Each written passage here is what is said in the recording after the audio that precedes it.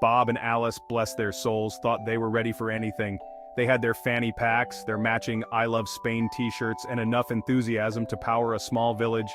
They were the epitome of eager tourists, ready to soak in every bit of Spanish culture. Problem was, their Spanish stopped at hola. They had practiced a few phrases, but in the heat of the moment, their minds went blank. Bob as Bob, ¿Dónde está, el Bano?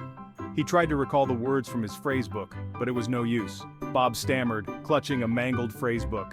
The pages were dog-eared and barely legible from overuse. Turns out, they left it on the plane. Classic. They had been so excited to disembark that they forgot the one thing they needed most. Alice as Alice. "No problemo," she chirped to a stern-looking customs officer trying to mask her nervousness with confidence. The officer, eyebrows raised higher than a matador's cape, simply pointed them towards baggage claim. His expression was a mix of amusement and pity. The officer, eyebrows raised higher than a matador's cape, simply pointed them towards baggage claim. Their adventure was off to a roaring start. The airport was a maze of signs and people, and they were already feeling the pressure. It was going to be a long trip. They had barely scratched the surface of their journey, and challenges were already piling up. First hurdle? Trying to figure out the metro ticket machine.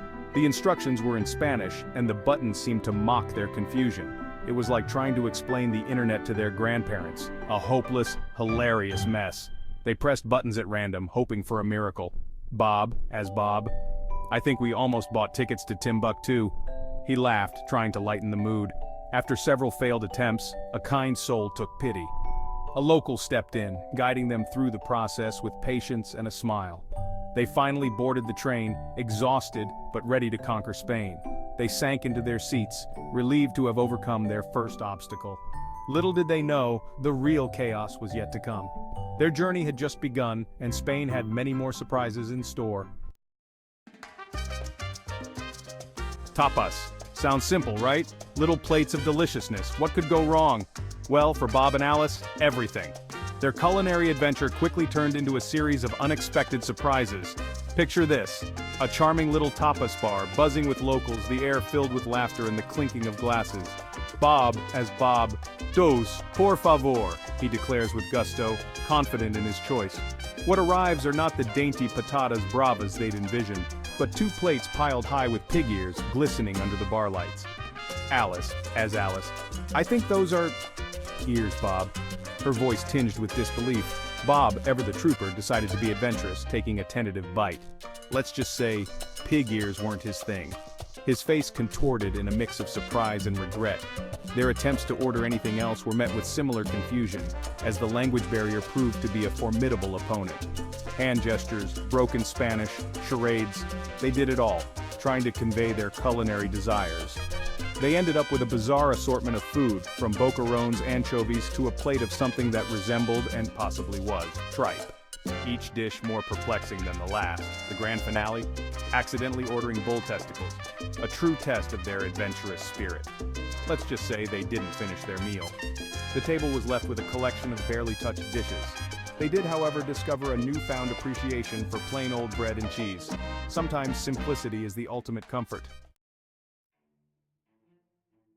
Seville, the heart of Flamenco, a city where passion and rhythm flow through the streets like a river of fire. Alice, ever the romantic, had booked them a private dance lesson, convinced it would be the highlight of their trip. Alice as Alice. "It'll be so romantic, Bob. Just imagine us dancing under the Andalusian moonlight," she'd gushed. Bob, less enthused about the prospect of public humiliation, reluctantly agreed, his mind already racing with potential disasters. Enter Maria, the dance instructor. A whirlwind of clicking castanets and fiery passion, her energy filling the room.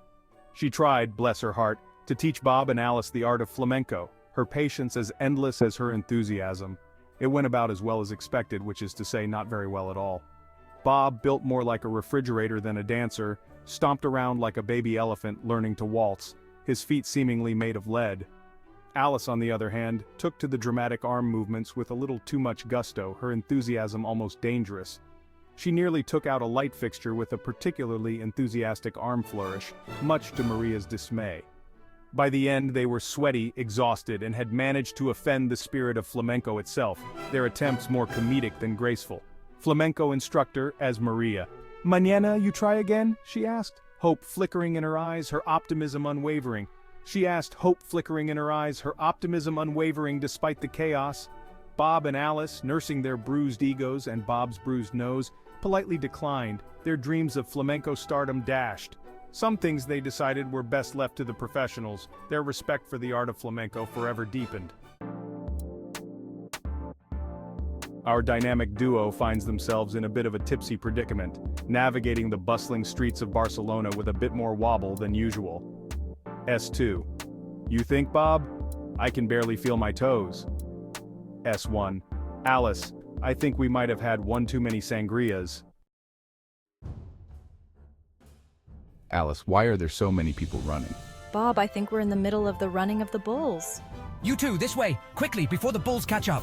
Bob and Alice, caught up in the excitement, find themselves sprinting for their lives with a helpful local guiding them to safety.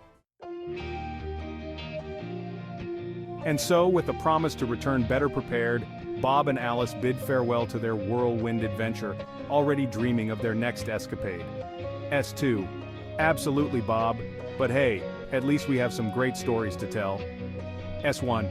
Alice, next time we travel, we should definitely bring a guidebook.